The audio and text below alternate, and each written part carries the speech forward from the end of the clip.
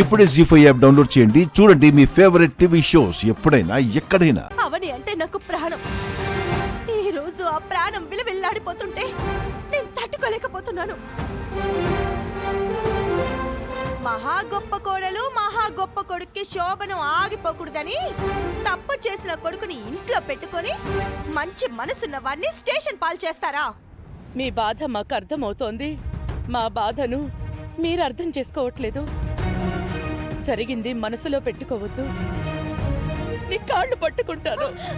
Case వెనక్కి తీసుకోమ్మా. అందితే జుట్టు అందకపోతే కాళ్ళు అనే సామెతకు సరిగ్గా సరిపోతారు మీరు. నరసింహం, నువ్వైనా కోపం తగ్గించుకుని ఆలోచించవయ్యా. ఈ విషయంలో నా భర్త మనసు మారినా నా మనసు అయితే మారదు. బయటికి నడవండి. చెప్తుంటే అర్థం కావడం లేదా మీకు? బయటికి నడవండి. ఏంటి సుజాత, ఏంటి గొడవ? ఒకసారి ఇలా రండక్క.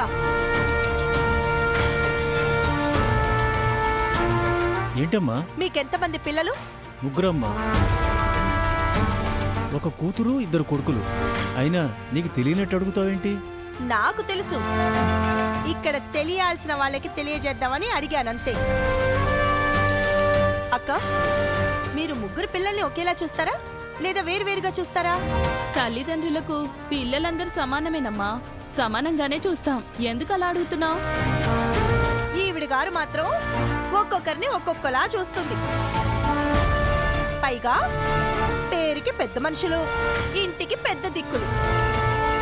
చెప్పే తీర్పులు, తీసుకునే నిర్ణయాలన్నీ తప్పులే. ఒక న్యాయం ఉండదు, పాడు ఉండదు. అవసరం ఉన్న వాళ్ళతో ఒకలాగా, అవసరం లేని వాళ్ళతో మరొకలాగా ఉంటారు వీళ్ళు.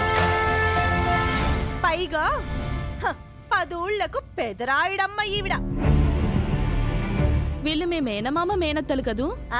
అవును, కానీ అలా చెప్పుకోవటానికి నాకు సిగ్గనిపిస్తోంది. మీరు బయలుదేరండి అక్క. కష్టం నుంచి గట్టెక్కించమని నీ కాళ్ళు పట్టుకోవడానికి సిద్ధపడితే బయట వాళ్ల ముందు అవమానించి మాట్లాడడం బాగోలేదమ్మా.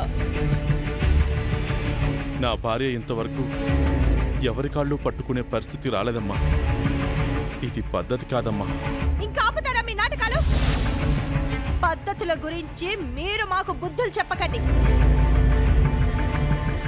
మీ వల్ల మేము ఎన్ని ఇబ్బందులు పడుతున్నామో మీకేం తెలుస్తుంది? ఎట్టి పరిస్థితుల్లోనూ నా నిర్ణయం మారదు. మీరు ఇక బయటికి నడవండి.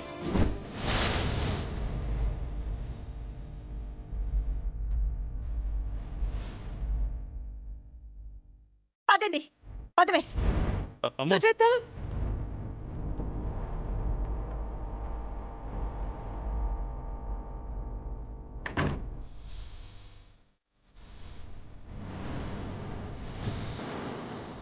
జీ5 యాప్ డౌన్లోడ్ చేసి అన్ని ఎపిసోడ్స్ పూర్తి ఉచితంగా చూడండి.